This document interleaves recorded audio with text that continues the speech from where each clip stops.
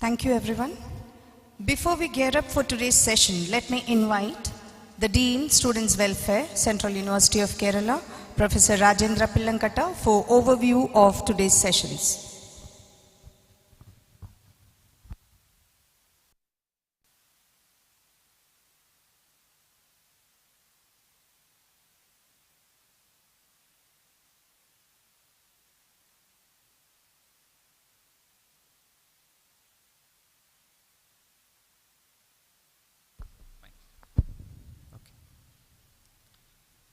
Thank you. Respected deans, heads of the department, and my dear students, a warm good morning to all of you.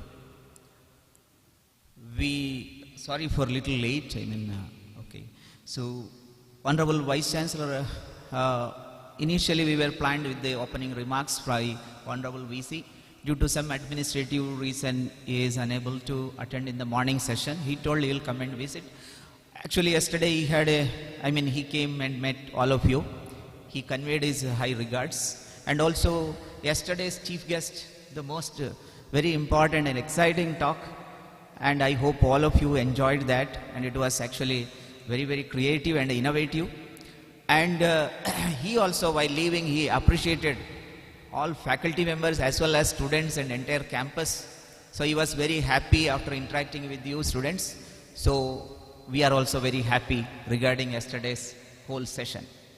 So today, as a continuation, what we are going to have is, I think rather than more formal, it is more interactive kind of things. Mainly what our aim in this day 2 is giving you details about the campuses, what to do, where to go, what are the facilities.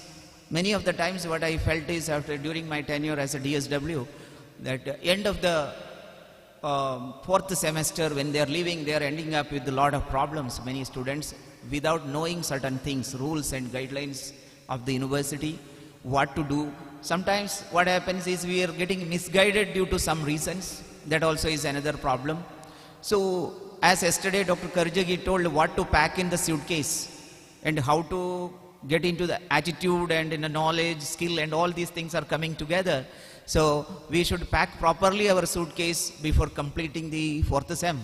So for that we are going to give all the details regarding resources available in the campus. So for that our respected deans and also our registrar sir is there here. He is controller of examination also. Then Dean Academic is there and the placement officer is there. Senior faculty, Professor Joseph Koipalli sir is there, and many faculty members, sir. I am not, due to shortage of time, I am not actually telling all the names, and they will be coming and interacting with you. And as a DSW, I would like to give few information, and anytime you can come to me. That's what first information I would like to give you, but through a proper hierarchy. That's what I would like to tell. First of all, my name is Professor Rajendra Pilankata, and let me introduce myself. I belong to this Kasaragod only, and I work in Department of Biochemistry as a professor in biochemistry and molecular biology. And I have been working at DSW since last 1.5 years, and my details are given here. My email ID, not personal ID, but phone number is my personal phone number. It is there with everyone. I'm getting continuous call. So first of all, I would like to tell you is, if all 1,600 students are calling continuously, it is really tough. So, but still I am showing my number here. You can note down. You can anytime, you can approach me. Okay. So, and email, whenever you are doing email, please send email to any concern, any time. You can have, contact this email ID, dsw@cukerala.ac.in for any concern. So I don't think I need to explain much about this. This actually prepared for some other purpose. The width and breadth of the campus, actually other people will be. One thing, please understand that this university, Central University of Kerala, is actually came into existence as per Parliament Act 2009. My dear students, you also should learn all these things, how a university is getting established and its history also to a little bit. And I'm not going to details of that. Everything is available in the website. And then our campus is a little bit big. 310 acres land is there, and what is that? Some area is a little bit forest area. We always keep eye on your safety also when you're moving around. That also people will be telling here. And we have 2 other campuses. Now this program is also being attended by Tiruvalla campus students. And it is web streaming is doing now, and I wish them also all the best in this occasion. So they are also attending from Tiruvalla, and we have 2 other campuses. One is in Tiruvalla and another one is Capital Center. So 2 other campuses. Please go to the next slide. So powers and functions of DSW, if you tell, why DSW is directly reporting to Vice Chancellor or any matter for the students. DSW functions as an advocate for the students' welfare measures. So whenever they have problem, when they are facing certain problem, they are not directly, they are not able to approach Vice Chancellor. They are coming, they are approaching the DSW through certain procedures, pathways, and then they can. So what is the power? DSW assists the Vice Chancellor in all matters affecting students and other duties assigned by Vice Chancellor from time to time. That is the main job of DSW. And general welfare outside the classroom contribute. Please understand one thing, whenever you have many occasions are coming, like I lost 2 marks, I lost 3 marks. These are all not. You can bring it later point. There is a procedure. All departmental matter, academic matter, there is a departmental system. Please follow that. Don't come to DSW for that if you are getting less mark. It need to be completely, it is academic matter within the department. Outside the department, anything is there. Whole university is yours. So any issue or anything is there, you can approach DSW. Please go to the next slide. And university has got a lot of cells and centers and other things. it will be doing its own function. I have given a list, individual faculty members, coordinators and directors of the respective cells. They'll be speaking to you.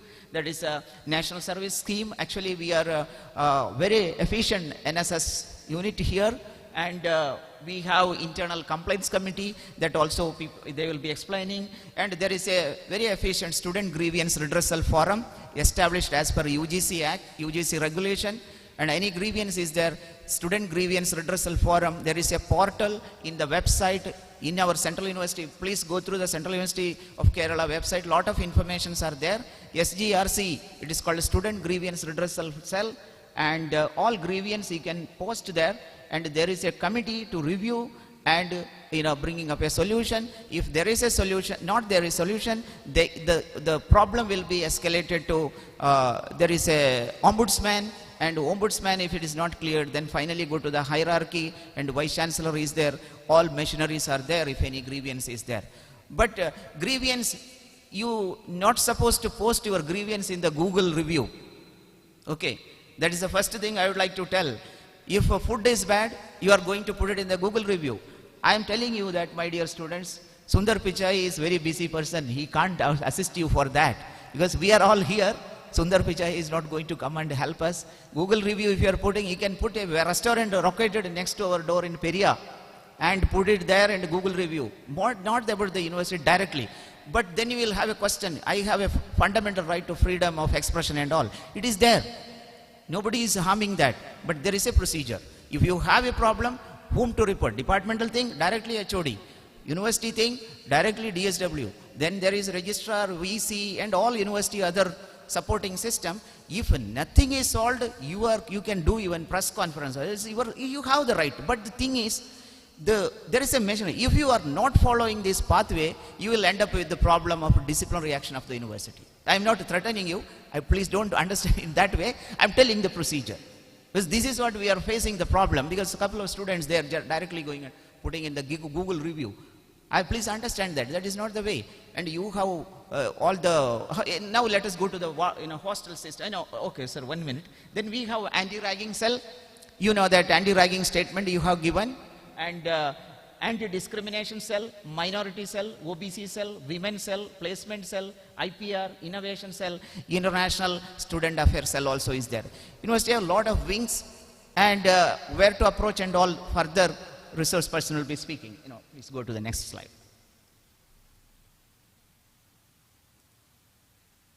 So, see, major duties of DSW, I again elaborate a little bit. That is election for student council. They are functioning. There is a student council.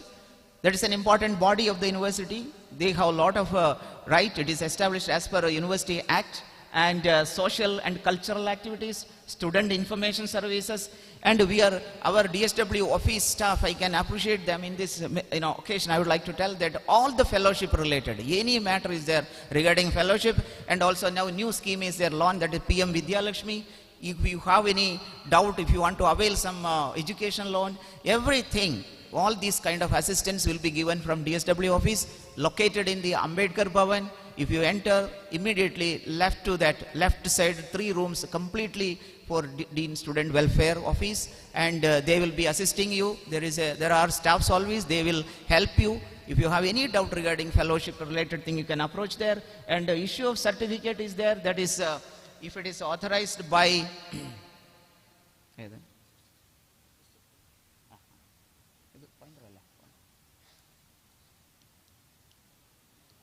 okay. So then Alumni Association, Parent Teachers Association, special arrangement for women students and differently abled. We have a lot of our CDO, Campus Development Officer, as Dr. Tony Grace in his leadership. He has done a lot of things, and that details they will be explaining you. We have differently abled students, we have facilities, we have wheelchair and all other things. Electronic wheelchair also is there. and whenever there is a need, and counseling, student-teacher relationship, health and medical services. Regarding health and medical service, let me explain. We have a health center. His name is Aravalli Health Center. There are two doctors, one male and female, Dr. Arati and Dr. Kannan, and they are always there to help you. And any medical, primary care will be given here only in any emergency. We have ambulance. Ambulance will be taking, they will be referring, and it can go to nearby. We have 50 kilometers away. We have 15 kilometers away, we have a district hospital in Kanyangad. That is a well-established hospital. They will be referring to there. We have ambulance service, and you can avail that, so in that any health emergency. And some basic medicine and primary care, fluid and everything, IV, all these things actually, it is in our, inside the campus itself, we have facilities. And we have educational tour, excursions, if it is there in your curriculum, we are helping you for that. And these are the major duties, and any other duties time to time, whichever is required as per the direction of Vice Chancellor, DSW office will be functioning. Please go to the next slide. Okay, okay, this works, right? Not moving? So, okay.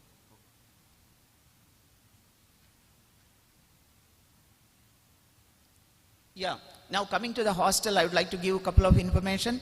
Hostel, this is the main place. You should be very careful, and you also have the responsibility for the, everything, starting from mess onwards. So, you see, this is how administration works. You have immediate reporting, matron and caretaker. And today I will show you all the details of matron and caretaker, okay? And then you have, above this, you have warden for each hostel. You should know who is your warden. You should know whom you have to contact. Warden may not be there always. There is always a faculty. They'll be busy in academic work also. You always caretaker and warden, matron will be there. And now we are, I think within 1 or 2 weeks we will be appointing more matron and caretaker for your help. Possibly 3 more matron and 2 more caretaker will be there. Now after warden, the things comes to the DSW. This is how it follows. And admission, you no need to worry. This is recommendation of faculty. HOD and all we have done already. I no need to explain and spend time on that. And now coming, you can go to the next slide. Okay, I can move it. Okay. Now coming to the number of hostels, I think it is better to.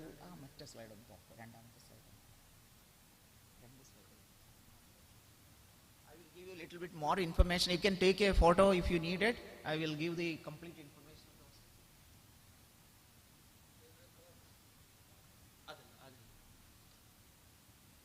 There. Can you block? So this is the overall information about the hostel. We have 5 hostels for girls, and Kabani, Nila, Pambavan, Pambatu, Madhuvahini. Number of rooms are given here, and current strength is given. Okay, so we have total 364 rooms, 1066 accommodation. The type of sharing, I know that Pamba 1 and 2, it is congested, 5 sharing. Okay, I understand the difficulty. Please understand one thing, that our main aim is your safety and security within the university to accommodate all of you. And now apart from this, university is going to open very soon the new hostel. Its name, you can see that Alagananda, our new hostel is there. And I know all of you are looking towards that building every day when it is getting opened. We are very soon, we will be opening, and we are in the table purchase and all things are going on. And cot and everything is already there, hot water connection, everything we have done there. So we will open very soon. And also please understand, your batch is very lucky in one way. You are going to get juniors, UG students. Okay, so we have to give some accommodation for them also. I request with the folded hand that give your support and adjustment. All Indians are known for that adjustment. 160 crore people are there, 140 crore people are there all over India. We are adjusting our sphere. So with both folded hand, I am requesting you, adjust timing.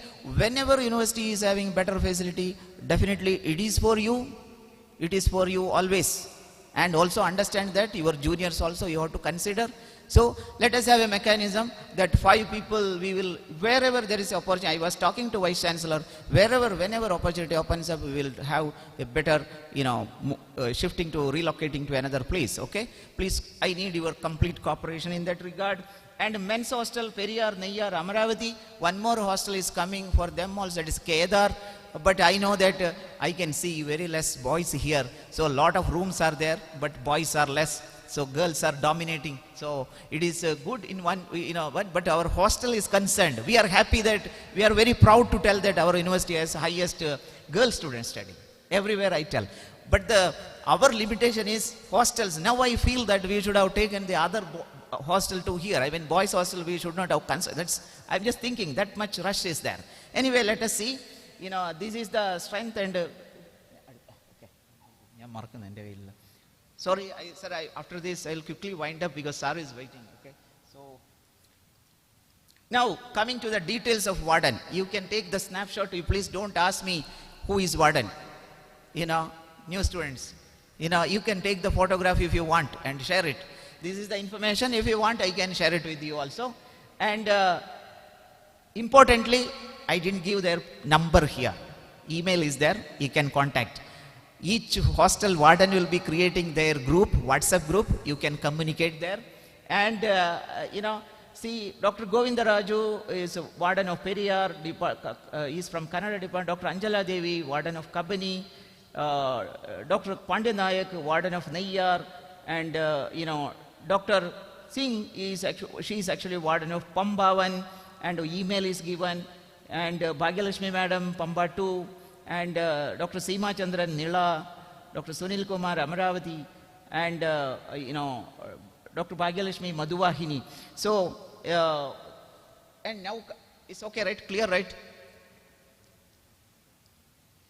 Okay, their email is there. You can actually contact them for any purpose. It is not that, only them. Once they will be meeting with us, we have wardens meeting and, discussion with the VC. Don't think that VC is not coming because VC is attending with us. If any occasion is there, anything is there, we can have a combined meeting also, no problem. Okay. But, fine morning, please don't ask me to increase the number of room and width and breadth of the room. It is not possible. Okay. So now this is another important details. You should know who is a matron and, caretaker. Their details is given, number is given. Here I am giving their number because anytime you can contact them, any emergency. Okay, men's hostel, we have 2 caretaker. It's going to become 4 very soon. Okay, and girls hostel, we have currently 3. It is going to become 6 very soon. So they will be assisting in routine matters. There is you can see the name and details here. If you need it, I can share that also. Okay.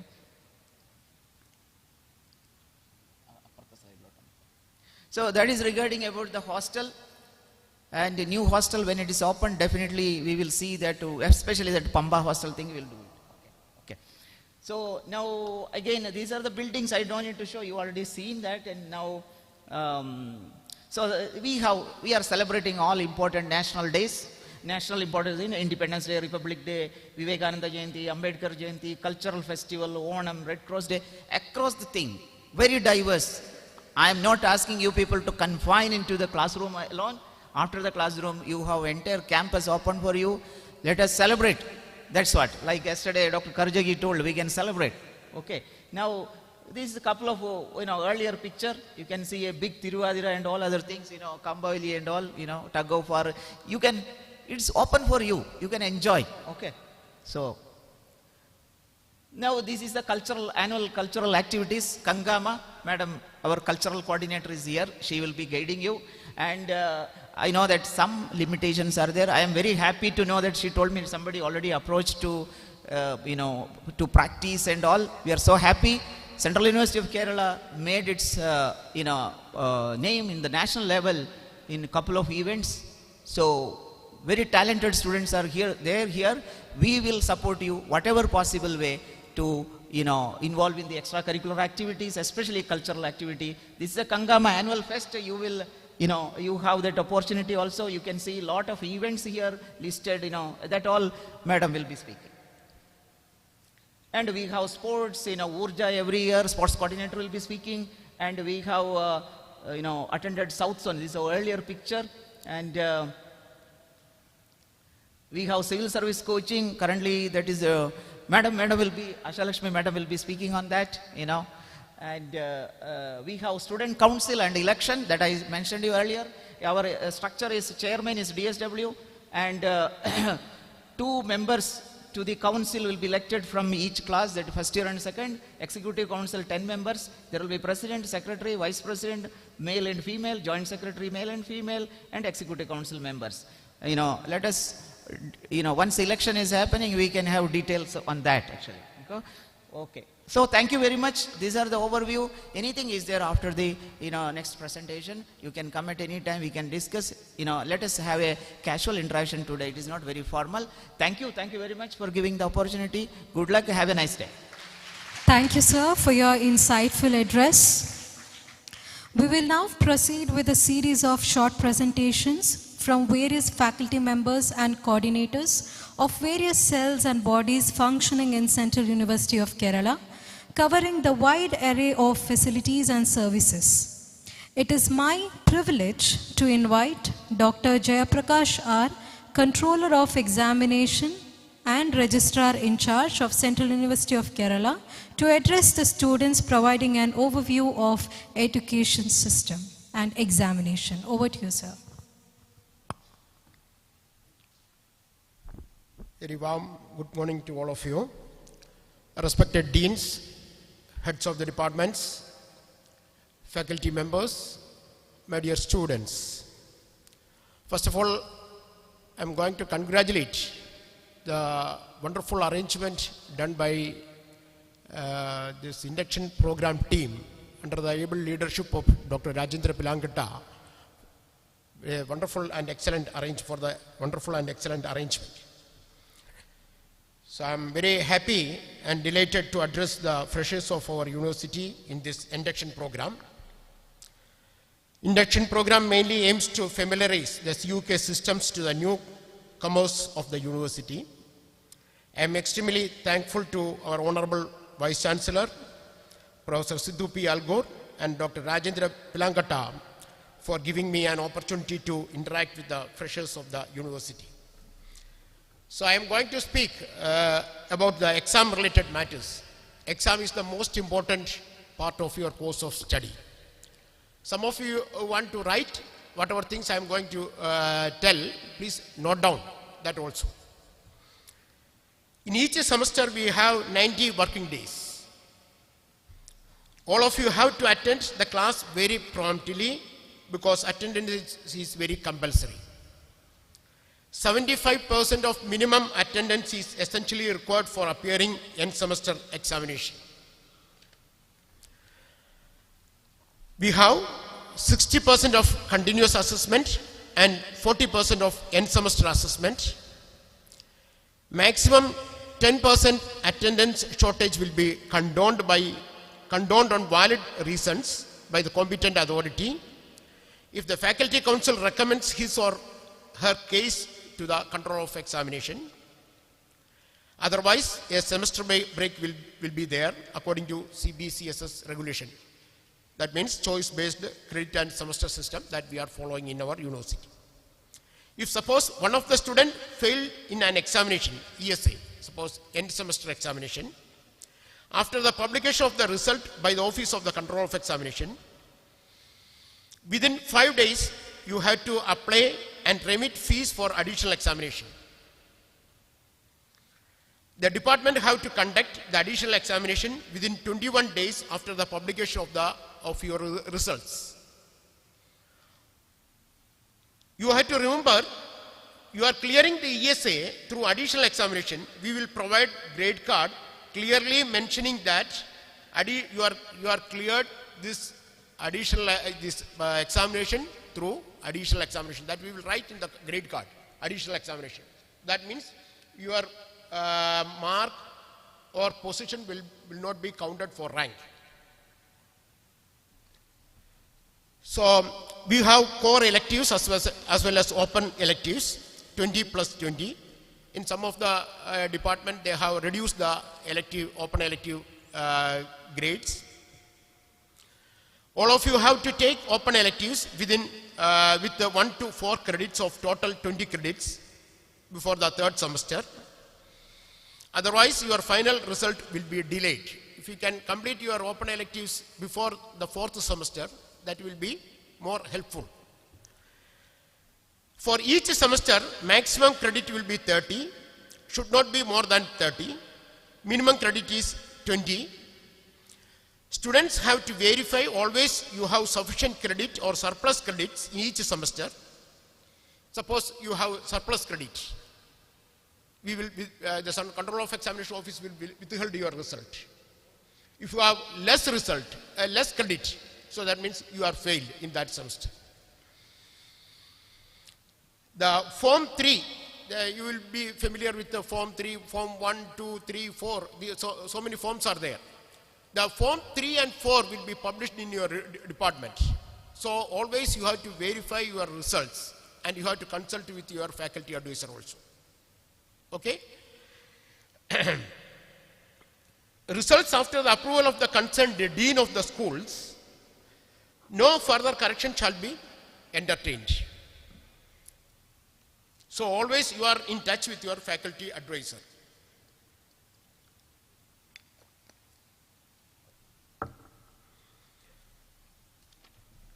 As all of you know, total 80 credits you need for the successful completion of your PG program. We are using eSamarth portal for admission and publication of results. After the publication of the results, you can avail the results through eSamarth portal. Before that, I am giving you, all of you, how many of you have ABC ID? Academic Bank of Credits. Oh, wonderful. So that means that you have to link with the eSamarth also. If you can, that Academic Bank of Credits, you can link with eSamarth, then you can download your grade cards. Okay? That you link with the eSamarth portal. At the beginning of the academic year, Dean Academic will publish an academic calendar. On the basis of the academic calendar, or the academic schedules are planned, and the Office of the Control of Examination is strictly implementing the academic calendar. After the successful completion of your 2-year or 4-year semesters, PG program, Office of the Control of Examination publish your final result after the approval of the Dean of the schools. All the grade cards and results will be distributed through the concerned HODs. Then you can remit the fees for the provisional certificates. The degree certificates, now onwards we are giving the consolidated grade cards also.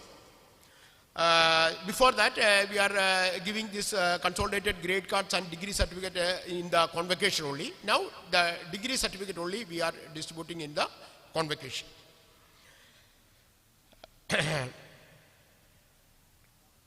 Usually, we are conducting the convocation on the foundation day of the university, that is 2nd of March. But this year onwards, we are planning to conduct the convocation somewhat earlier. Some of the students have no ABC ID, I think. So you please create your ABC ID and link with the Samarth portal. Then you can use DigiLocker app.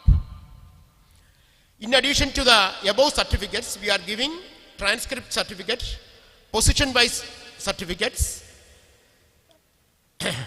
Then one more important thing is there. The fees for different certificates and applications are published in the website of the university time to time. The fees should be remitted as per the present or latest fee structure published by the academic section for each certificate. The latest fee structure you have to follow.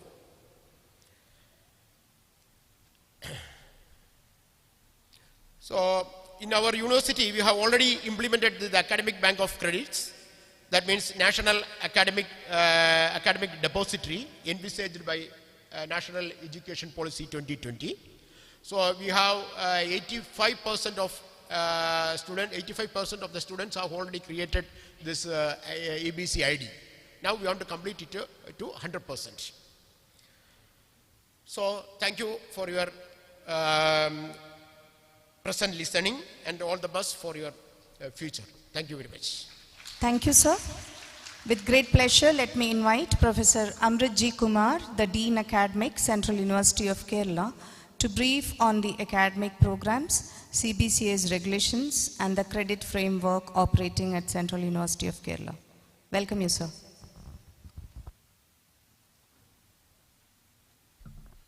Dear colleagues and students, this is going to be a very brief presentation because talking about the academic regulations of university, probably sometimes you need hours and hours together. So it's only an upshot of the regulation that I'm going to brief you. We have different kind of courses. As you have studied your degree program, you have major courses, subsidiary courses and kind of courses. But here when you come in Central University of Kerala, as per our new regulation, we have, of course, major courses are there. And then following the major courses, we have another important course is ability enhancement course. Major courses, as all of you know, is the course that you have chosen for your study, your higher studies for the post-graduation. And ability enhancement courses are the courses which help you to improve your certain abilities, professional abilities. And that courses will be handled by the teachers from your own department. Say, for example, if you are in chemistry department, what kind of ability can be build up in you for working in a pharmaceutical industry or maybe any kind of industry that you are going to be in future. So those courses will be of that nature that will try to improve your certain abilities, professional abilities. And another important course is skill enhancement course. Of course, in addition to the ability enhancement courses, there are certain skills for you to survive in a profession, in your professional life. And of course, not only just for the professional life, in case if you are progressing into another, kind of a program like PhD or maybe Doctor of Philosophy program or research programs. So there you need certain skills which you need to develop, which will help you to survive or to thrive in that particular area. So that kind of skills will be introduced through these particular courses, and I am sure that you all are going to enjoy that particular course. Yet another one is value-added course. In addition to your regular studies like ability enhancement and other kind of courses, skill enhancement program, the department will be offering value-added courses to you. It's not just been directly related to your subject, but it will help, it will add a bit of value to your total studies. Probably you would be confused about this, all of them are looking almost similar, but when you look at your syllabus, you will be able to understand that these courses are quite distinctively designed and framed for your studies. And yet another one is multidisciplinary courses, where you will be given opportunity to study a course from outside your department. Probably in the morning you will be studying about biochemistry and molecular biology, foundational, advanced course in biochemistry and molecular biology. And in the evening, afternoon session, you will be studying the Kavidayude Rasavidya in Malayalam department, or probably the Hindi Ghazals in Hindi department, or maybe financial management in the commerce department.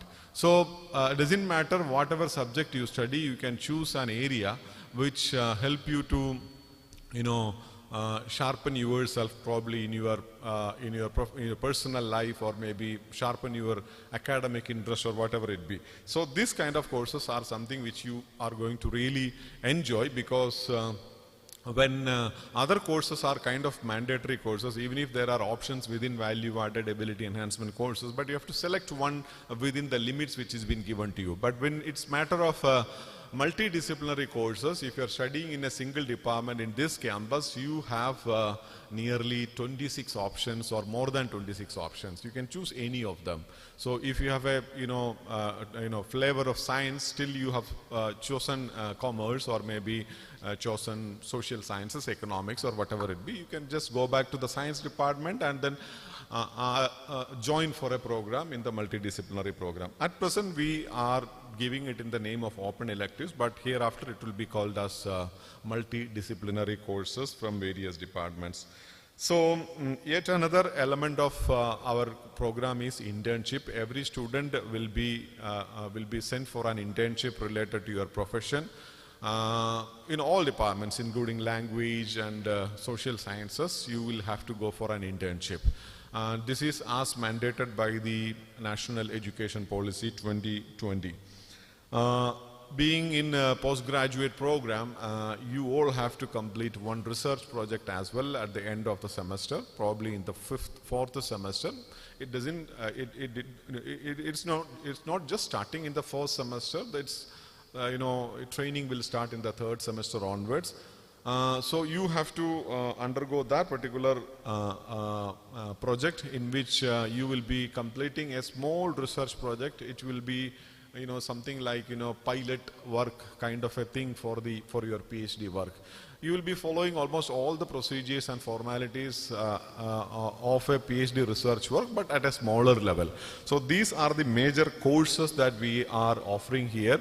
And if if something remains to be abstract in this kind of courses, I am sure that you will be able to understand more when you see your syllabus. You will be seeing that these courses are distinctively tailored for you for the different purposes.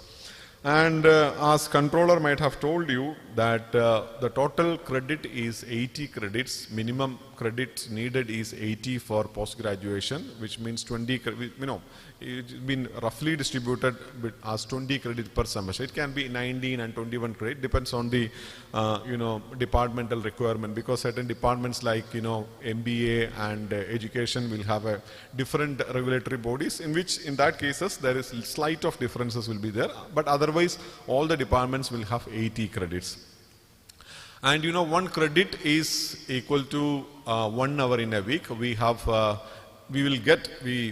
expect to get 15 to 16 weeks in a semester, in a particular semester. That means if it is a 1 credit course you are attending, that needs 16 hours in a particular semester. If it is 2 credit course, you will get 32 hours of study in that particular course. And in case of sciences, you have this lab time also in addition to that.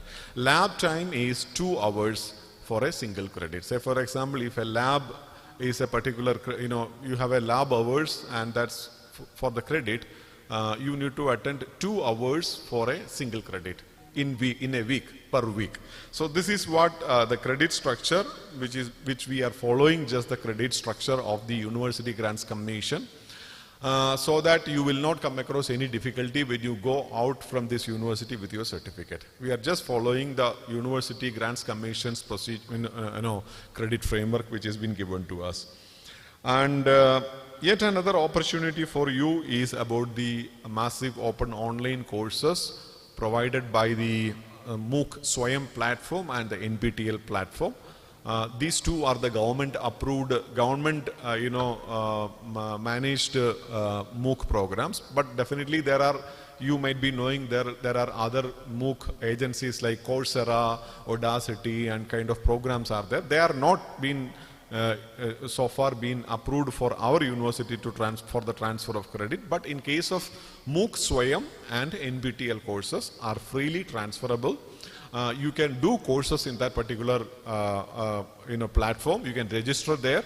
If you are interested in a particular course, doesn't matter whatever be the course, you can join there, and you can transfer that credit at the end of the semester to the Central University of Kerala. And also you can do more number of credits through MOOC. Say for example, we need only 80 credits for passing. Say for example, in a single semester you need 20 credits. And in case of a multidisciplinary course, you have to do 4 credit in a multidisciplinary program. Suppose if you are doing one more 4 credit course through the MOOC, no matter, you can deposit that particular credit into your ABC, Academic Bank of Credit. So sufficient number of credit, minimum number of credit for a particular program is 80 credits. Maybe probably at the end of the course program, you will have some probably 100 credits through the MOOCs from the different semesters. You can safely deposit that in the academic bank of credit. And regarding the examination and assessment, we have internal assessment and external, end semester assessment. And in case of any, kind of grievances, suppose if you think that your marks has gone down as you, compared to your expectation, then you can approach the department, head of the department. There is a grievance redressal mechanism specially for the assessment and evaluation in all the departments. So if you have come across, kind of discrepancy in your marks or maybe any kind of complaints if you have about your own assessment, both internal assessment and the end semester assessment, you can approach the department. Department, you can give it through writing. Department grievance redressal mechanism is there. They will address the issue and they will try to resolve that particular issue. Only when you are aggrieved still after the decision of the department mechanism, you can go to the further, levels of the university. So this is what all about regulation I just wanted to brief you about. And then of course about the attendance, the controller of examination might have told you we need 75% of the minimum attendance. 10% of attendance can be waived by the Vice Chancellor, but on the basis of the recommendation by the Faculty Council. Faculty Council means Faculty Council consists of all the members of the faculty, and probably if there is difference of opinion in the faculty, your request will not forwarded in that case. So you need to have a, what I wanted to say is that your reason must be very genuine that you are not able to attend. And also within this, some people do believe that if I am sick and I produce a medical certificate, I will be given any number of leaves. No, we cannot give it. Say for example, if your attendance falls beyond 75%, falls below 75%, definitely no, medical certificate is going to help you.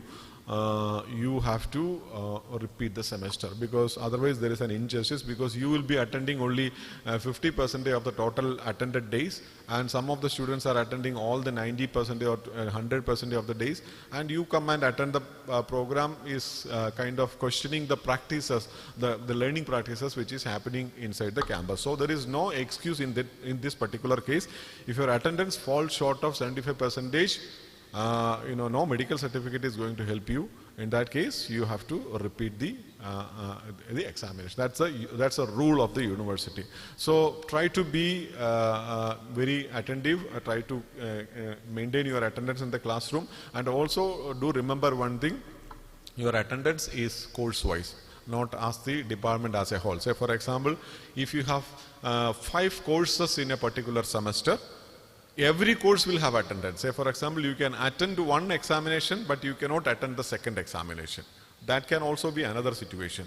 And also, say for example, if your attendance is short of 75%, you will not attend that particular examination, but your attendance is above 80% in another course, you can attend that. So which means that you may sometimes be selectively attending some courses, and then definitely you will be losing attendance in that particular course, which automatically lead you to drop that particular course, that particular semester. Then you have to repeat that. Not in that particular semester, you have to repeat that particular course with the next batch.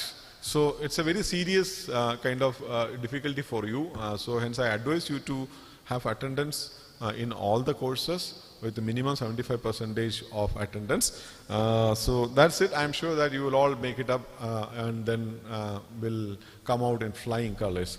I wish you all great success. Thank you. Thank you, sir.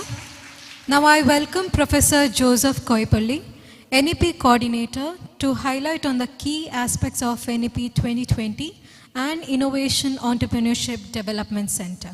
Over to you, sir.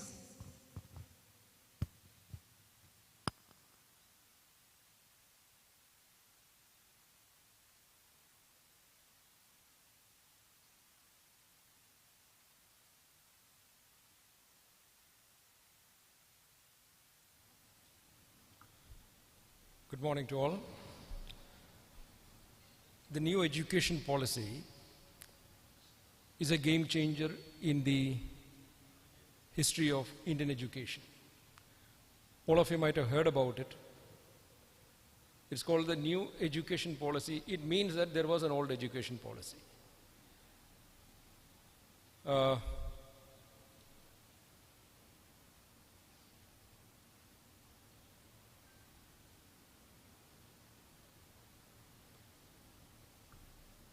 It replaced the 34-year-old education policy, which was then called National Policy on Education of 1986. There are major differences. As you can see, as you are going through that, as your education is going, you are actually going through that experience now. Why does it do? It transforms India into a knowledge society. What do you mean by a knowledge society? See, we have a great number of youth power in India right now. We have a great number of youth power in India, and that power is often is given the lower end jobs. Or many of the Indian youth who are educated are not able to reach the high levels. Of course, when they study in the high-end institutions, they do dominate the world. But mostly, they do not reach there. And our services often go for the other nations. For example, if you look at the top MNCs in the world, you will find that Indians are sitting on the top of there. When NASA works, Indian scientists are working.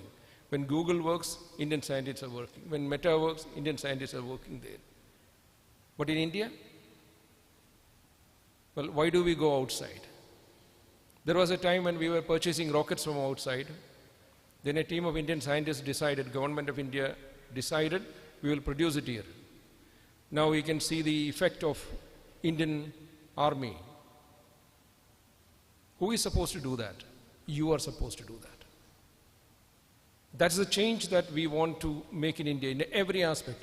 Today, America, you have seen that Trump has threatened India, we are going to introduce 25% tariff.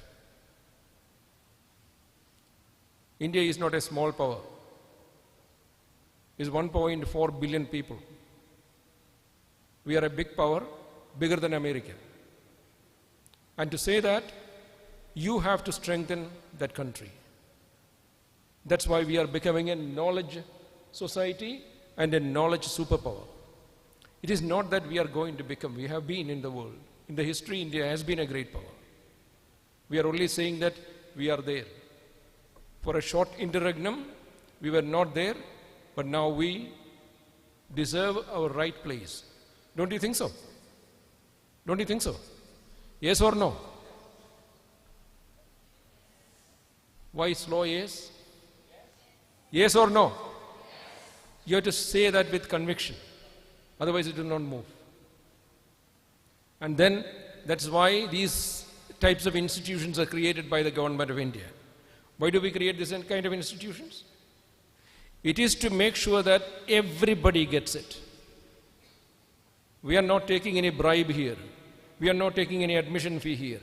Government of India pay taxes, you pay taxes, people of India pay tax, and this money is used to ensure that there is access, equity, quality, affordability and accountability for every single paisa that the people of India pays. That's why this facility is built. Don't think that the AC works freely. No, it is not working freely.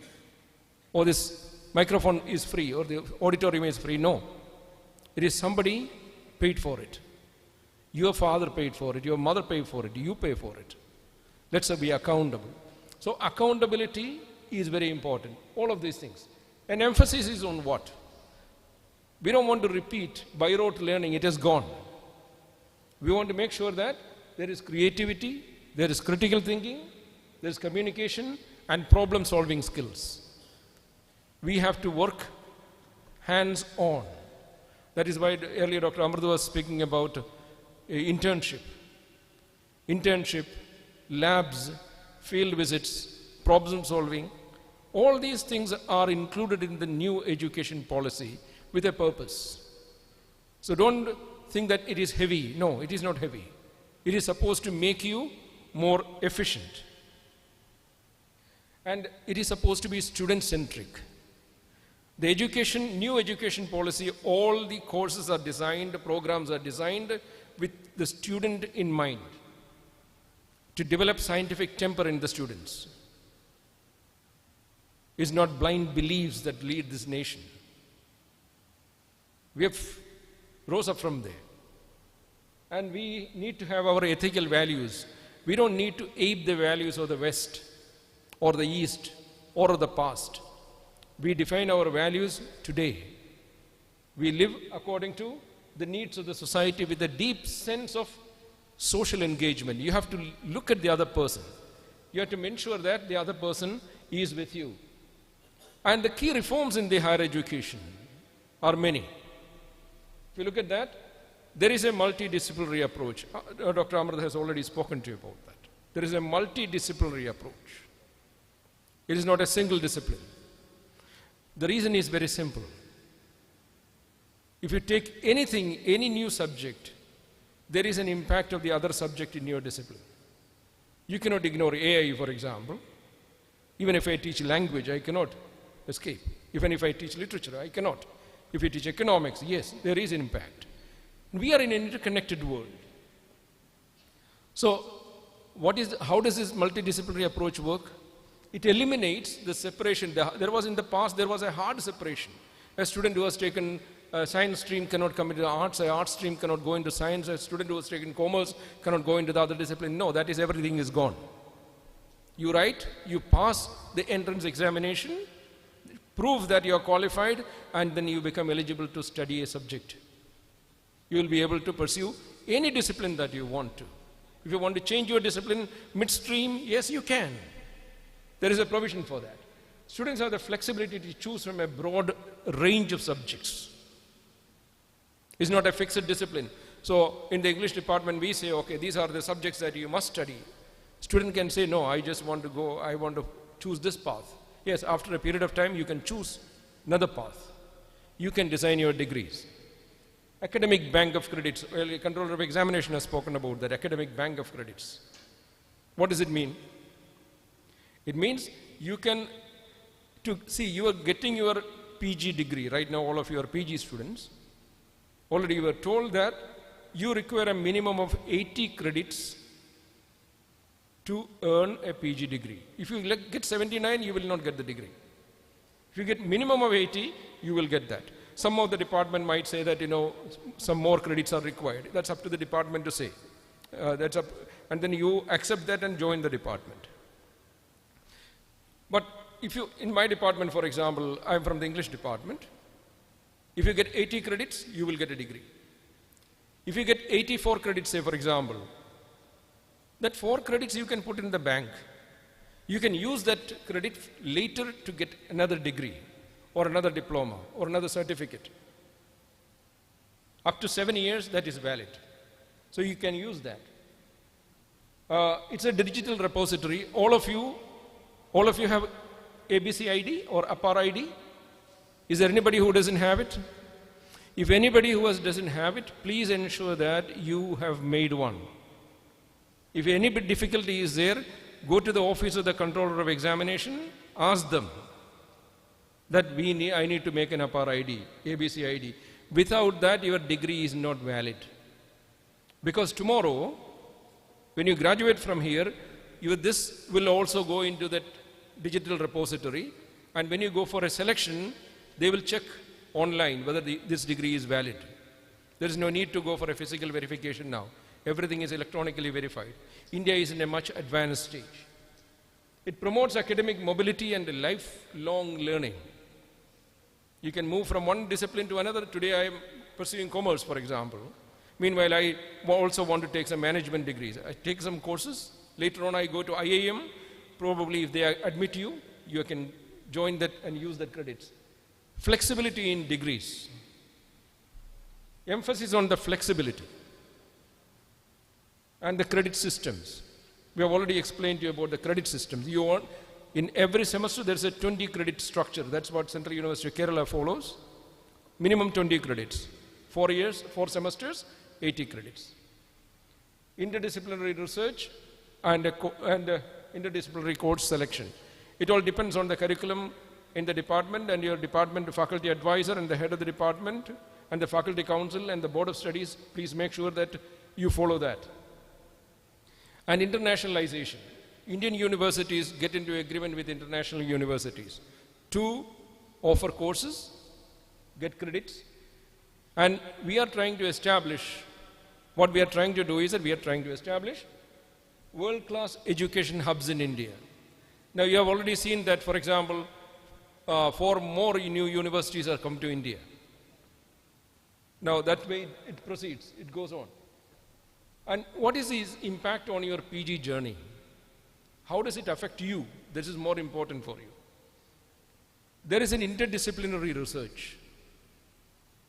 You can take part of your discipline and you can collaborate with another part and do research from there. For example, in one of my students in my department is doing a research along with the computer science departments. Teachers, there is a mentor from there. They can do that. English and computer science. They can do that. So expect more opportunities for research projects that integrate multiple fields. Language students can collaborate with computer science, for example. Emphasis on research and innovation. And curriculum and pedagogy, skill development. And it affects the future of your career. It bridges academia and industry. You can see in your board of studies, many people are coming and they will be collaborating with your faculty members to develop a new project. Why do we do that? We look at the job market into consideration, your skill development into consideration, and make education more relevant in the 20th century. The bottom line is very simple. At the end of it, you should be more employable. You should be at par with the best in the world. And you should be globally competitive. And lifelong learning, I've already spoken to you about that. Simple, read the last line. You update, upskill, reskill. Just like, you cannot use Windows 3.1 today. It is valid, there is no problem. Or DOS program, it is valid, there is no problem. But that is not what is expected today.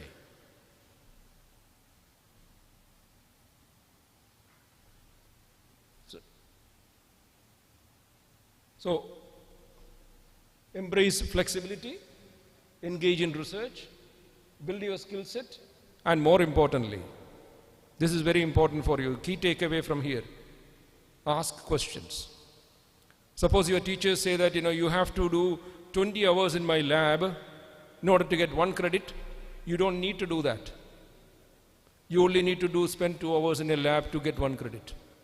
If your teacher says, you have to sit in my class for 5 hours to get a 4 credit course, it is not necessary.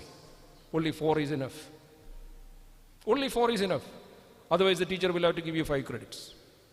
Make sure that you engage critically, question, and understand the curriculum, engage with your professors. And this is your structure. I don't know how many of you can see that. This is your structure. In your progression in HEI, after leave the first UG program, come to the last second year. These two, this is what is applicable to you. Your level, if you get 5.5, you can enter. Level 6, your program runs. You take 40 credits and you are eligible for a PG diploma. In the second year of research, 6.5, if you get this level, then you get 6.5, 40 credits. Total credit points earned will be 260. How is it? This 6.5 into 4. That's how 260 is calculated. There are 3 kinds of degrees. But right now we are only giving by coursework, not by research and not by research by coursework. That will be introduced later, but not now. And the students here, these students, that's not valid for you. And this is a course structure for a PG. Very simple course structure. Major core 80, from the minor stream 32, summer internship 2 to 4, and project and dissertation 12. Total, it should be 80 credits. Major core is 60, sorry, that's wrong.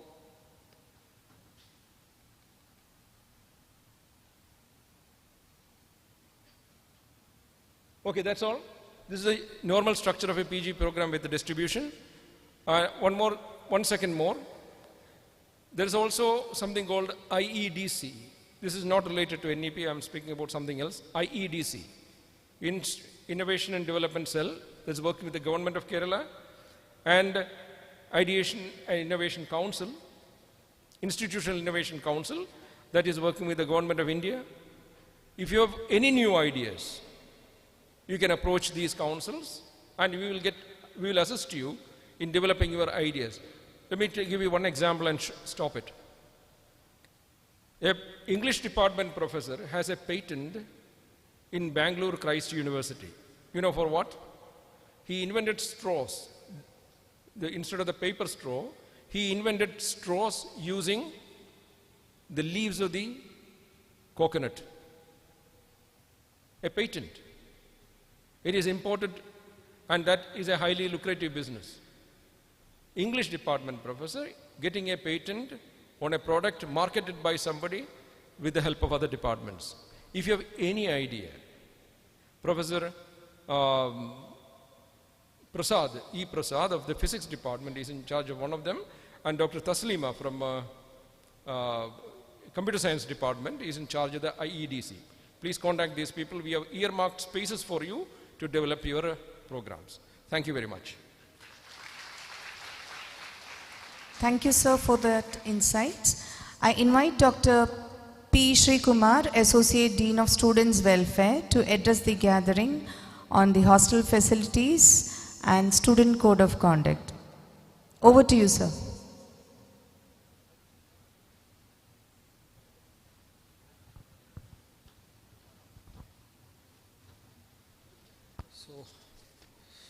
In addition to the DSW which we have, like Rajendra sir, we have 3 DSWs. We are distributed across the different buildings. So Dr. Anbaragi madam, can you just stand up, please? And she's very familiar to you. She's a coordinator of NSS. For any other purpose, you can, madam is in the EV, Environment Science Department. And Professor Dr. Gilly John madam is in the MSW. So you can approach, and myself. We 3 are the associate DSWs. We are basically assisting sir to get things to be done. And you all come here as, boys and girls. We want to leave this campus as men and women. That is what we want here. All the facility, all this 300 acre is meant for that only.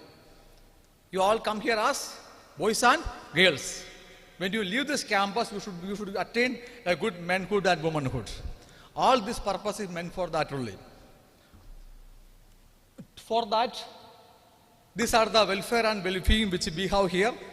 We have a beautiful hostels, and we have a diverse mess. To make this mess is very diverse, we have reformed the mess system, and you can have the food for all over India. Are you okay with your menu now? No. Yes. We know that. Therefore, we have a mess committee. Within a week, you can give your feedback to the mess committee. We will reform the mess. Okay? So there is a system is there. And second thing, regarding the hostel, make sure that there is a code of conduct for the campus. There is a way of living in the hostel. If you violate any of the code of conduct, any things, you should be out from the campus. Make sure that. And any of your help in the hostel, you have a matron, you have a warden, you have caretakers. For every 100 people, you have a caretaker. Do you know the caretakers in the hostel? No. Boys, you don't know? Yes, you must know that. There are caretakers in the hostel. Any other problem in the hostel, first of all, tell the caretakers, because they are the full-time employees there. Second is the warden. Don't take all things to the warden. Caretakers are meant for you to get care of you.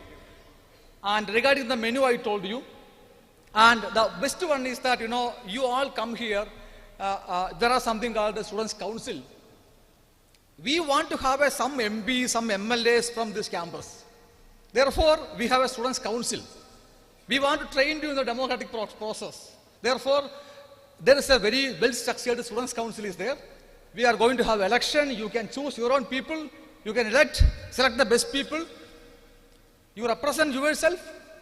So we want to create good number of leaders to lead the nations.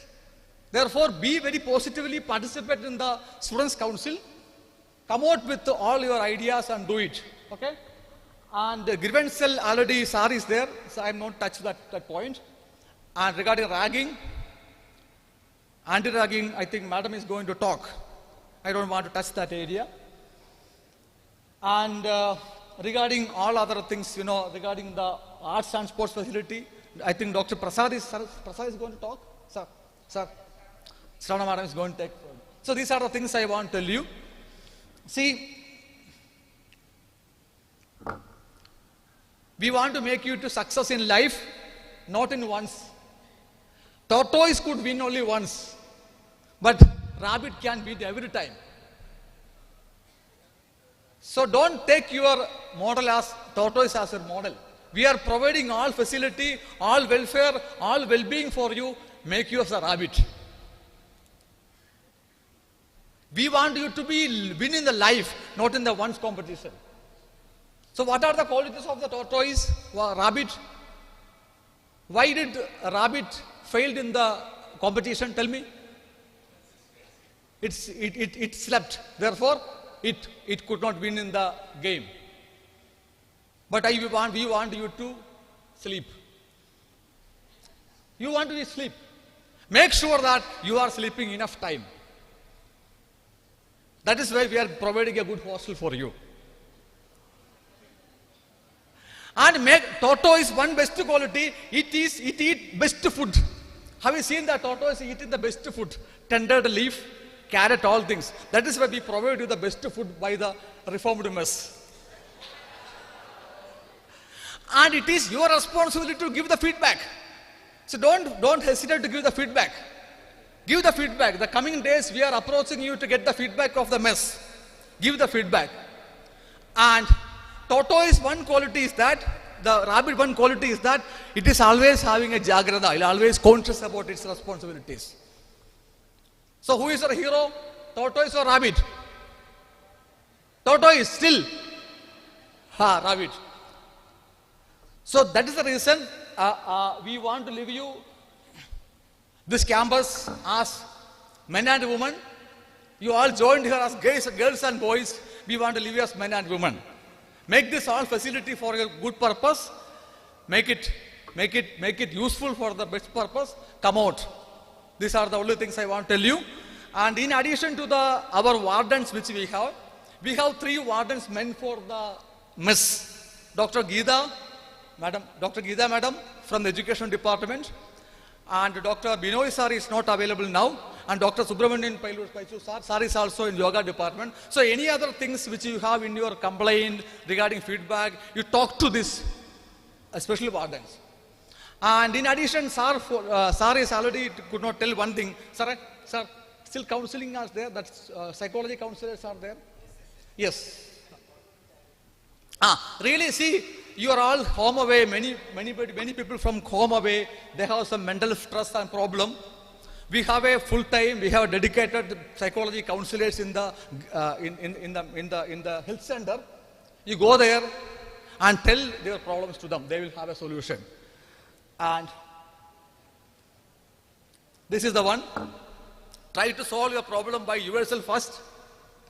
Talk to your friends, talk to your teachers, and if it is not possible to solve there, come to DSW office or call to us. We are all available in the campus, in the different department, and we want to make the best men and women in this nation. Please welcome to all of you to this CUK. Thank you. Thank you, sir. May I now call upon Dr. Jilly John, Associate Dean of Students' Welfare, to address the gathering on grievance redressal mechanisms, equal opportunity initiatives, anti-ragging, anti-drug policies, fellowships, and arts and sports facilities. It's my humble request to all the faculty members to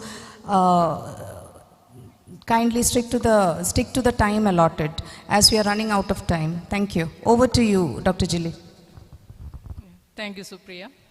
So, dear students, we already discussed about most of the components of our higher education. So, for ensuring a safe and comfortable environment, at CU Kerala. Our university is following a deep-rooted helping policies through the establishment of different cells, centers, and units. So in the context of anti-ragging policy, as we know, ragging is strictly prohibited under the UGC regulations 2009, and Central University of Kerala is having an anti-ragging cell chaired by the Vice Chancellor, and which includes district collector, representatives of local media, police, faculty, students, parents, and NGO representatives. They oversee all prevention and disciplinary efforts. A proactive anti-ragging squad conducts surprise checks in hostels and campus areas. All students and their parents must submit an online anti-ragging undertaking before admission, and any incident can be reported through the emergency contact numbers made available by the university website.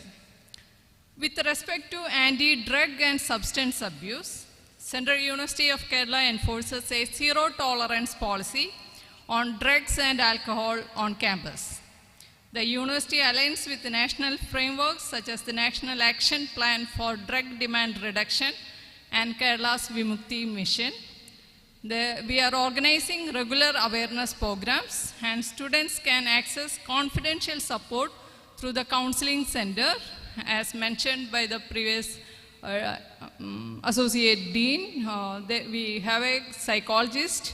Psychologist is available from morning to evening at the health center, and you can contact Dean Students Welfare or the Office of the Dean Students Welfare if you want to report any issues related to drugs or substance abuse. And for promoting equal opportunity and anti-discrimination, Central University of Kerala hosts a dedicated anti-discrimination cell which addresses grievances related to caste, gender, religion, or disability. There is also an equal opportunity cell that works closely with the SC/ST cell and OBC cell.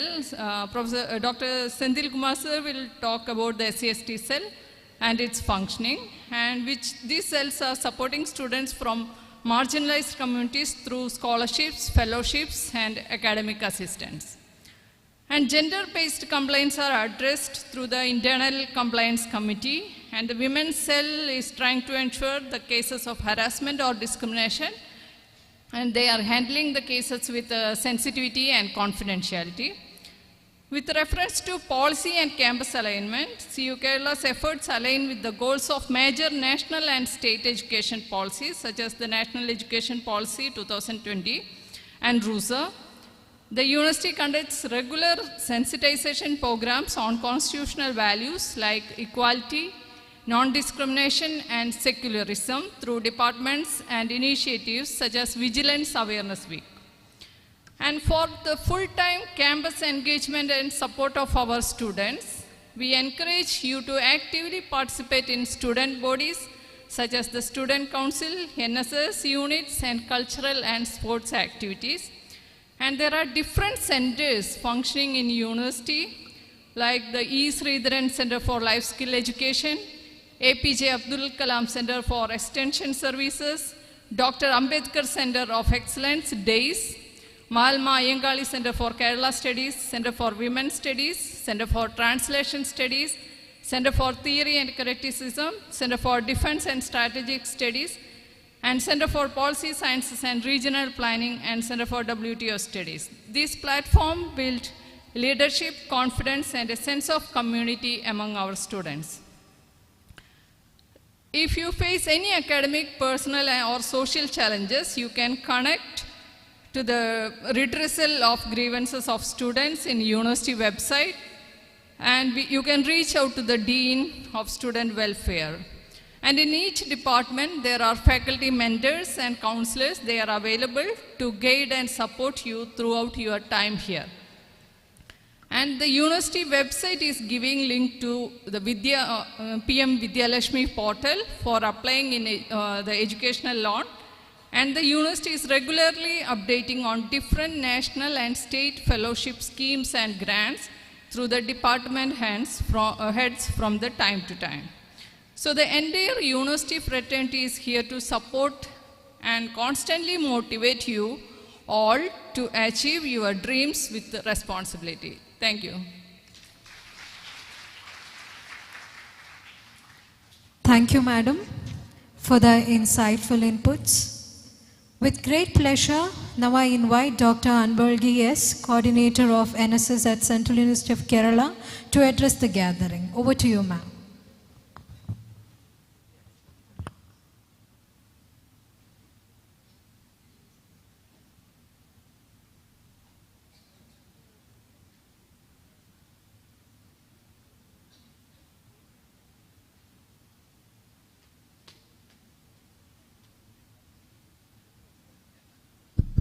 Respected colleagues and beloved students, we are here to introduce you the NSS National Service Scheme Cell at Central University of Kerala. And hope you all know, most of you would have been NSS volunteers at your school level as well as at your undergraduation level. Do we have any volunteers here who have served? Yes. So hope you all know with what motto we all work. We work with the motto? Not me, but you, right? Yes. So, at Central University of Kerala, as you all know, I am the program coordinator at present.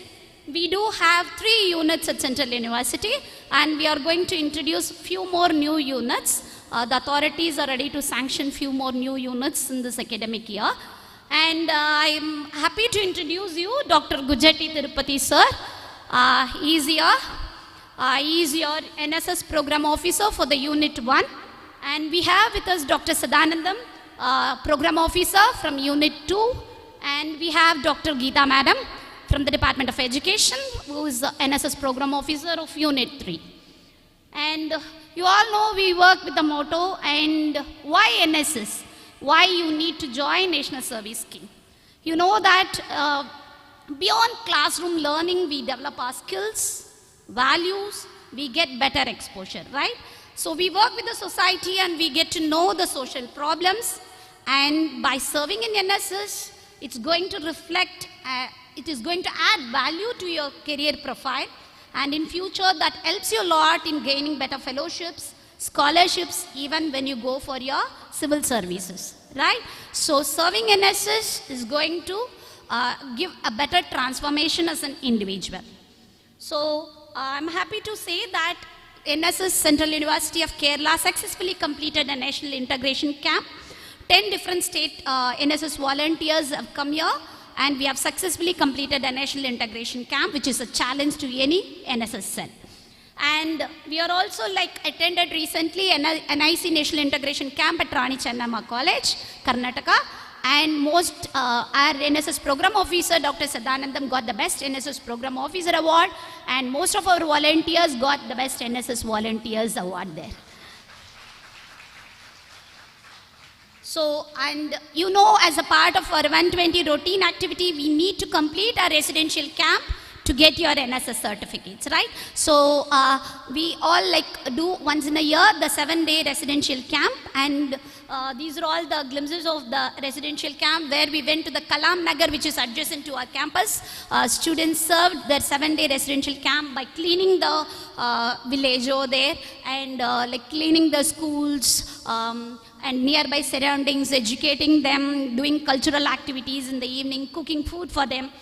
And these are all, Dr. Geeta is recently involved in the adoption of Chalingal Government School, and we did the cleaning and do some kind of paintings for the children at the lower classes. And this is a cycle rally campus, and we do celebrate all the nationally and internationally important days: National Girl Child Day, Women's Day, World Water Day, Earth Day, Environment Day, Wetland Day, all these beach cleaning campaigns we do. And apart from this also, our volunteers very active in learning from our university. All the faculties and the security systems give a wonderful opportunity to our volunteers to get involved themselves in most of the important occasions at our university. You must be witnessing our NSS volunteers involving in the induction program. This gives you training how to work with your leaders. right? So these are all the say no to drugs, whereas children like our volunteers go to the Peria campus or the junction at Peria, Kasaragod bus stand, they perform the flash mob to say no to drugs. And blood donation camp, dental camp, eye checkup, these are all routine activities we do. And Dr. Gujati sir has recently conducted an health campaign at Peria with the Peria Primary Health Center. And Women's Day, National Girl Child Day, all we do. So what I would like to say here is we are going to have more units. We want only dedicated volunteers who are readily available for all the activities all through their academic enrollment. So our enrollment will quickly start. By the end of August, we will be completing our enrollment. We will be calling the interested volunteers and we will be interacting with them and selecting them. Hope you know we have restricted entries of 50 students per unit. We want dedicated volunteers. As we work with the motto, Manasu Nannavate. So we want compassionate mind volunteers to work for Central University of Kerala. Right? So we are expecting you to join the transformation journey with the spirit of not me but you. Thank you all. Thank you, madam, for briefing us on NSS facilities at our university. Let us now hear from Dr. Gnanavel Sundararajan, System Analyst in charge of ICT Cell, who will guide you through the digital infrastructure of our university. Over to you, sir. Good morning, everyone. Basically, I am from Mathematics Department. I am System Analyst in charge. So, you might be hearing about the academic part. So, inside the entire university, all academic buildings, you have an Wi-Fi access. Soon, you will receive an username and password to it. Apart from this academic building, those who are staying in hostels, there is a separate server to provide an Wi-Fi facility by 24/7. So those who are staying in hostel, you will get the username, password, and for that we required your data from the head of the departments. And also to access some facilities of digital documents, you need an university email ID. So the email ID will be usually the student name followed by an registration number @cukerala.ac.in. So that also will be provided once we receive a list from the head of the departments. So since recently only we have closed the admission, so we are expecting that one. And also there is a provision is to you, there is a limitation also. So you can use maximum of 3 GB data inside the academic campus, and in hostels you have a limitation of 1 GB data. Thereafter the data speed will be reduced, and there is one common computer lab facility is available in Brahmaputra building. So you can use those facilities, common computer lab facilities, and you are free to install an open sources, and don't try to install any pirated software. It is against the UGC rule. If you want, so kindly intimate to your concerned departments. They will intimate us. We will do the necessary actions for that. And another thing is, don't share your username and password for login of any Wi-Fi or any other data. It will create a lot of trouble, because if someone using your ID, username and password, they are posting some kind of a contents which is purely banned, then our server will record your username only. So you will be get caught, not the person who did it, because as per the tag record, we can identify the username and password only. So be responsible and enjoy the facility. Thank you. Thank you, sir. Now I invite Dr. Shravana K, Cultural Coordinator of Central University of Kerala, to bring out the dynamic cultural aspects at Central University of Kerala. Over to you, Dr. Shravana. Respected faculty colleagues, beloved students, Central University of Kerala is giving ample opportunities to showcase your talents. We have a lot of cultural activities. As a Central University, we can directly participate in the South Zone Arts Festival and National Art Festival. And we have, as Sir DSW mentioned, we have cultural activity, that is Kankama. So here we have some glimpse of the performance by your seniors in the last year programs.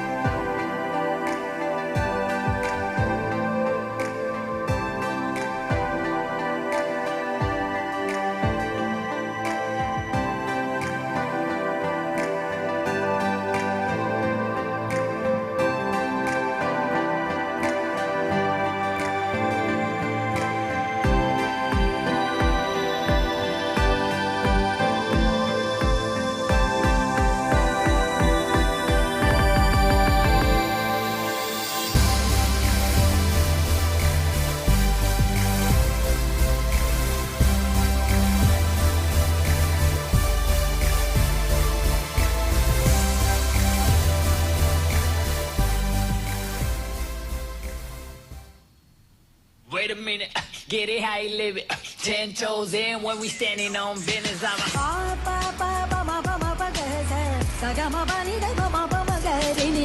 big stepper, underground metal. So that nachos get the most of the lesser.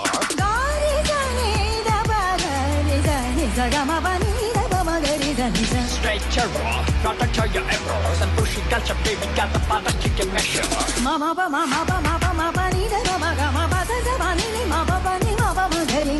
trendsetter, the one who did the weather.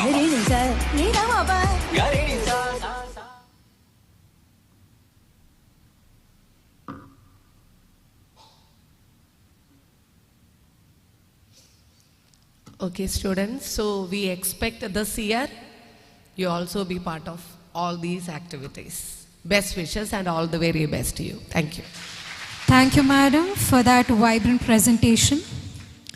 We are pleased to welcome Dr. Elizabeth Matthew, Member Secretary of ICC, who will highlight the purpose and responsibilities of the ICC and the SPARSH initiative.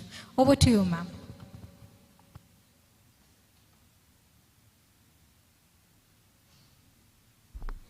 So, thank you, Dr. Kavya, and thank you, Dr. Sravana, for taking us to the beautiful and lighter side of Central University of Kerala's life.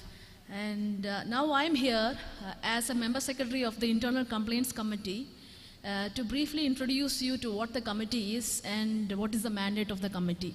So ICC, also known as Internal Complaints Committee, is basically to prevent, prohibit and cause redressal mechanisms for sexual harassment of women in workplace. So this committee is comprised of faculty members, student members and also the non-teaching members. And now why sexual harassment in workplace is important is because reports suggest that 30 to 50% of women experience sexual harassment in workplace. And it is very critical for us to have systemic mechanism in universities and institutes to prevent these kind of abuses that actually downplay women's active participation in workplace setting and also during the student period. So what is sexual harassment? Most of us are not very clear of what it implies. So What is sexual harassment is that it is an unwelcome act or behavior directly or by implication which constitutes physical contact or advances, demand or request for sexual favors, making sexually colored remarks, showing pornography, and also any other unwelcome physical, verbal and non-verbal conduct of sexual nature. Okay? And please understand that sexual harassment mostly happen in the power or in the matrix of power, wherein somebody has higher power and then they try to use the power for these kind of unwelcome behavior. So I want all the students to please go to the university website and see the mandate of Internal Complaints Committee. The committee is in place to address these kind of issues, also to prevent and prohibit. So CUK has zero tolerance for any forms of sexual harassment. And what you need to do is that you need to inform the ICC via email to icc@cukerala.ac.in. So this is for your information. You can also visit the UGC website, which clearly articulates what the Act implies on sexual prevention, prohibition and redressal of sexual harassment in workplace. So I wish you a beautiful 2-year time period in the university, and please reach to us if you have any issues related to sexual harassment. Thank you. Thank you, madam, for that information. Now I invite Dr. Senthil Kumar, Deputy Librarian and Chairman of SCST Cell, to brief you about the cell. Over to you, sir.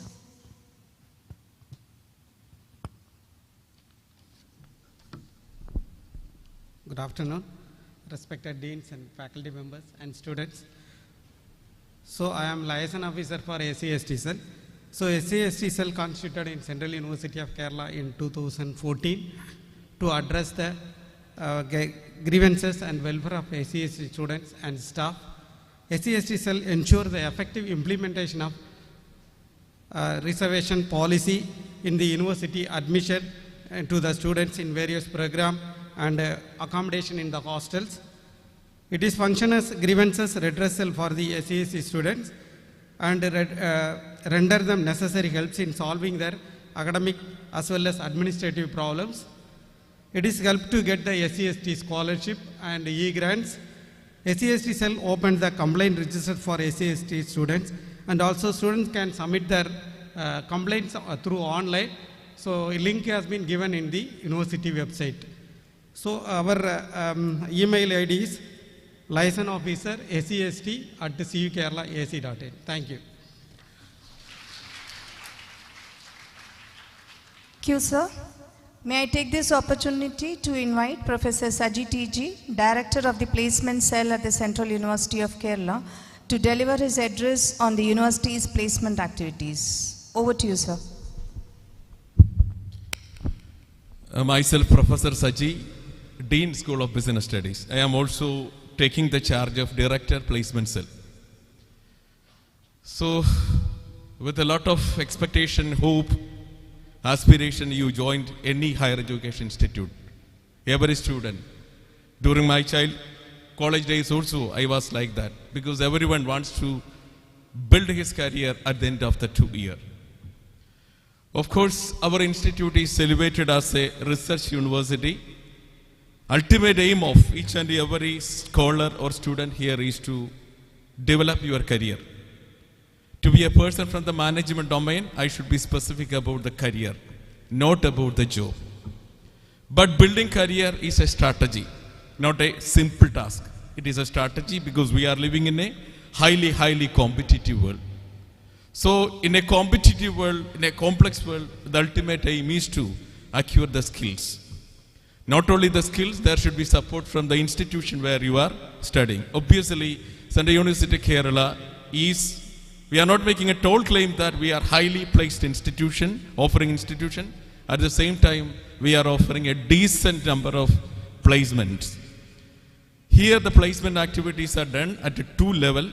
One is at the central level and the other one state level. Department level. Central level means it is only virtual office. I am working virtually without having any physical office. But most of the time, the office is working at the department level. There is a department coordinator, placement coordinator. Normally some of the department, especially I would say, Department of Management Studies, Department of Public Health, Department of Tourism Studies, they are, a Department of Social Work, they are doing excellently well in the matter of placement activities. And now when you look at on the last 2 to 3 years placement rate, almost the placement rate are same, but the average package that is offered by companies for the students of CUK, especially from Department of Social Work and Public Health, it is increasing. So whenever you need a placement assistance, I would say the first point of contact is your department placement coordinator. And if the department placement coordinator for getting any support, they contact us. Because as a student, you cannot directly contact me without there is no physical office. But this under the able guidance of our Vice Chancellor, sir, definitely we will have a very full-fledged placement office. But one, I think I remind you, most of the time when attending any kind of career progression programs or talk programs, they are telling that the companies and firms are asking you two things. One is you have a willingness to work, and the second one is you are able to work in group. More than the skill, your attitude, approach, as well as your acceptance, that is more important. Hope within these 2 years you are able to grab the necessary skills and the demands required by the employers, and you will be placed. Thank you. That's all. Thank you, sir. Let us now invite Dr. Ali Akbar, Sports Coordinator at CUK, for briefing on the sports facilities, competitions and rule. Over to you, sir.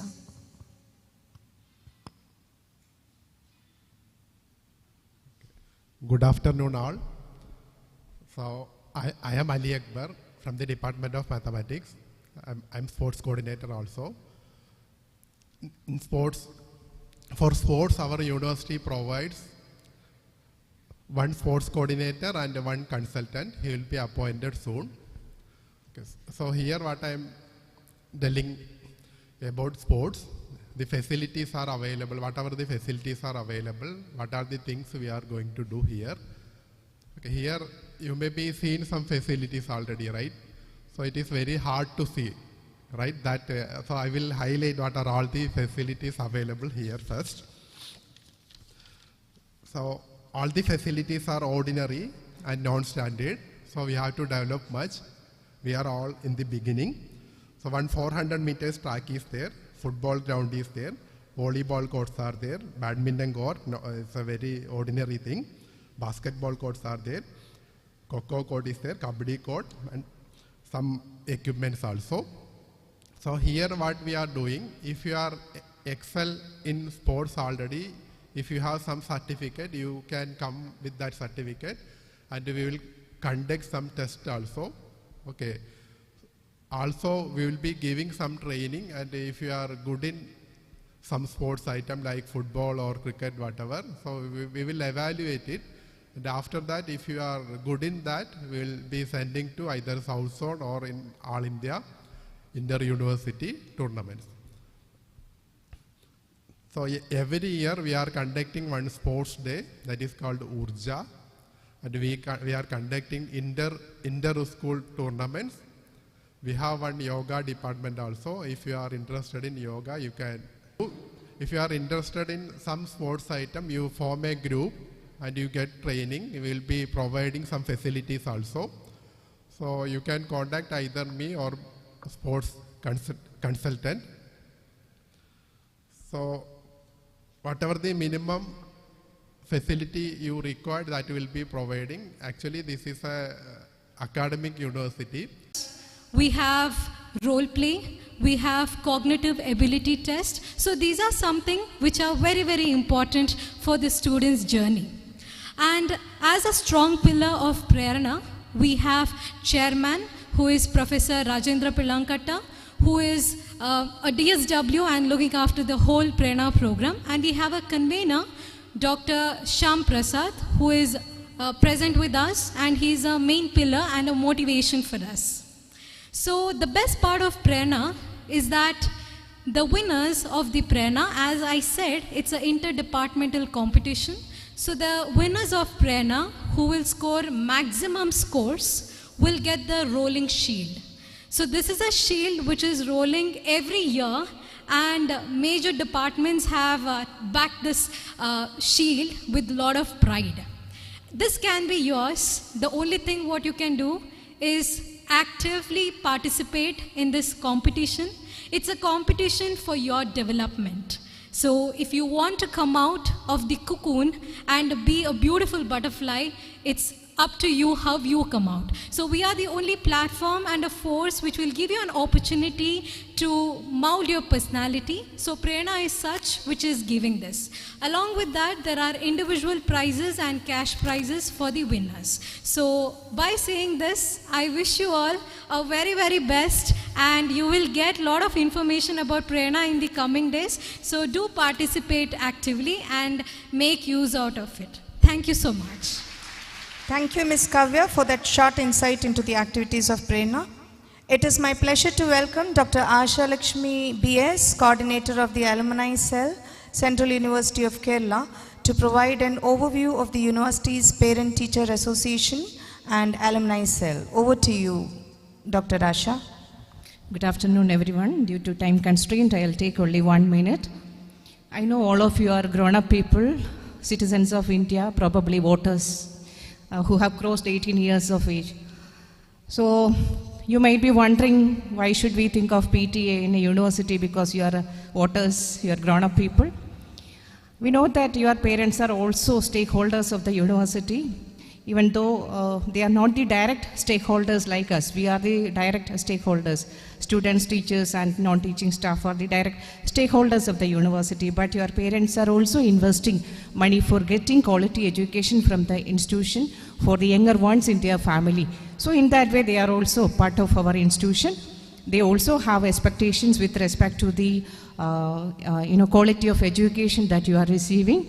We have a collaborative approach for molding the generation, and in such an assumption, we have the PTA cell in our university. In every department, there is a PTA coordinator, and they will convene the PTA meeting. So be informed of that and invite your parents for PTA meeting. And in addition to PTA, we have alumni cell as well. That is, right now, that is not needed for you. When you go out of the university, that is required. Okay, thank you all. All the best. And I congratulate all of you for getting admission here. Thank you. Thank you, Dr. Asha Lakshmi, Madam.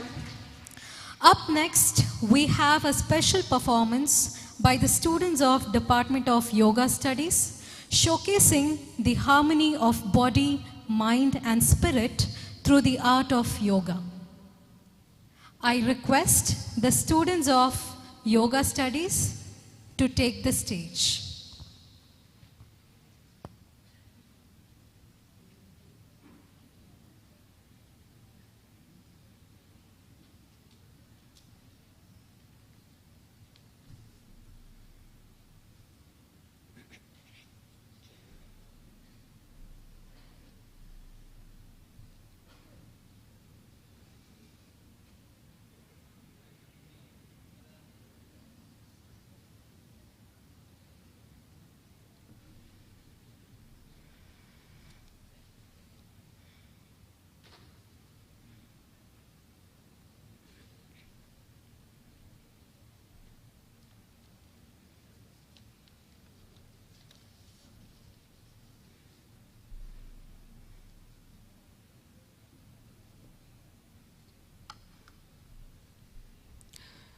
Good morning, everyone. It gives me a great pleasure to welcome you all to this new and exciting academic journey. As a part of your induction into the academic program, we are introducing something a little different but deeply valuable. That is yoga practice. Yoga is not just about physical postures. It's a science of holistic well-being that integrates the mind, body, and breath. University life can be intense, from academic pressures to the personal transitions. And yoga offers powerful tools to manage stress, improve focus, and enhance your overall health. Yoga is not about the flexibility, It's about finding balance and building resilience for the journey ahead. We invite you to approach this with openness and curiosity. Let yoga not just be a session in your timetable, but a support system for your time. Due to the time constraint, let's prioritize and focus on a few practices.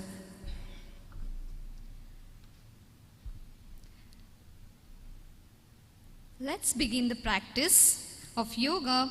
Please follow the demonstration and instructions. Relax yourself. Sit comfortably on your seats. Make your back straight, neck straight, head straight. Look front. Place both the hands on your thighs. Place your feet on the floor flat. Relax yourself with a deeper inhalation, complete exhalation. Inhale, exhale. Keep breathing with the deeper inhalation and complete exhalation. Let's do some few practices. Relax yourself. Let's start with few modified asana, which is the modification of Marjala asana or cat-cow posture. Inhaling, arch your back and look up. Open your chest and shoulders apart. And exhaling, look down. Try to touch your chin to the chest and exhale fully and curve your back. Inhale deeply, arch your back, look up. Exhaling, round your back and look at the navel. Try to touch your chin to the chest. This will make to decompress and relax your spine while doing your busy schedule or prolonged sitting position or standing position. Try to do this in between your schedule. This will help to relax your mind and body also. And another practice which is related to twisted positions such as Matsyendrasana and Marichasana. So we can do it in a simpler manner in day-to-day life while sitting on your places. Like you have to make your back straight, look front, relax and breathe. Now slowly twist your spine and place both the hands from the behind and try to catch your chairs. And turn your head completely behind and twist your spine completely and fix your eyes at one point and just stretch your spine as much as possible. Relax and breathe. Keep breathing with a deeper inhalation and complete exhalation. Now slowly turn front. This will help to stretch your spine and lower back. Relax yourself and then do the same in the opposite direction.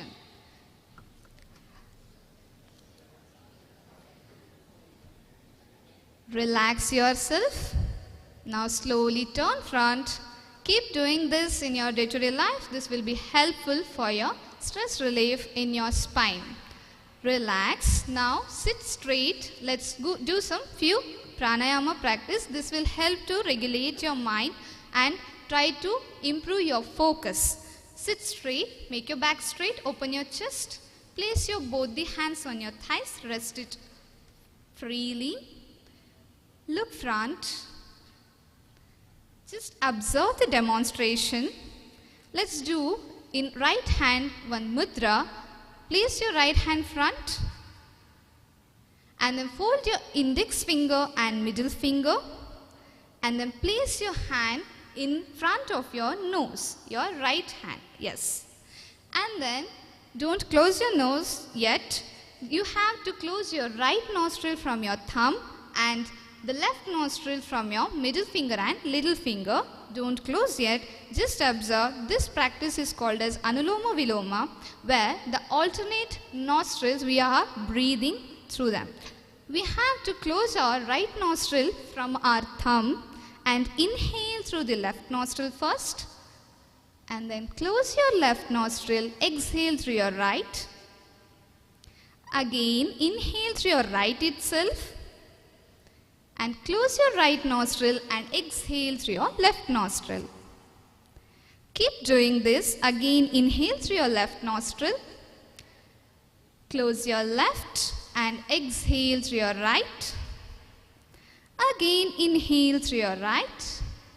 Close your right and exhale through your left. Keep doing this with your closed eyes and try to concentrate on your breathing. This will help to calm your mind and relax your body. And the next, we can go to a little meditation part. Place your both the hands on your thighs. And just here we are focusing on our breath and trying to concentrate our consciousness in one point and relax. This will help to improve our memory and focus, and this will help to sharpen our mind. Just try to do it in a regular manner. This will help you a lot. Place your both the hands on your thighs and then try to close your eyes completely and only focus on your breath. Keep your back straight. Very good. Inhale deeply through your both the nostrils and exhale. Inhale deeply. Exhale completely. Inhale. Exhale. Relax yourself. Try to only concentrate on your breath and remove all the external thoughts roaming around your mind. Only focus on your breathing. Try to bring your focus on the tip of your nose. Try to concentrate. Relax your body. Relax your mind. Keep breathing. Try to concentrate in the between of your eyebrows. Relax and breathe with a deeper inhalation and complete exhalation.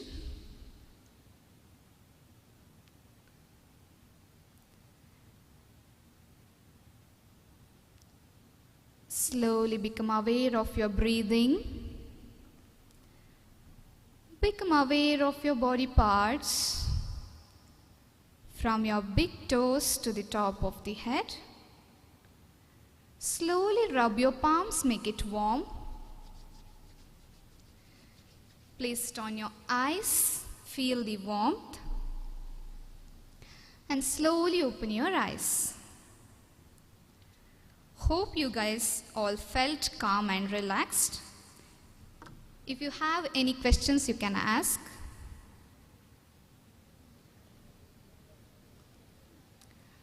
Hope you all felt relaxed and calm. This might help you in your academic journey, and all the best for your future and upcoming academic journey. Thank you one and all.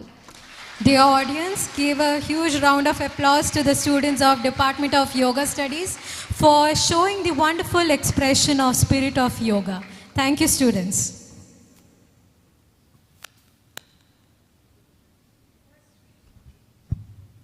Thus we conclude the Induction Program 2025. We sincerely hope it has equipped you with the awareness and confidence to begin your academic journey with purpose and enthusiasm. We take this opportunity to thank all the faculty members, stakeholders of this event, and all the student participants for your cooperation and active participation. Thank you one and all.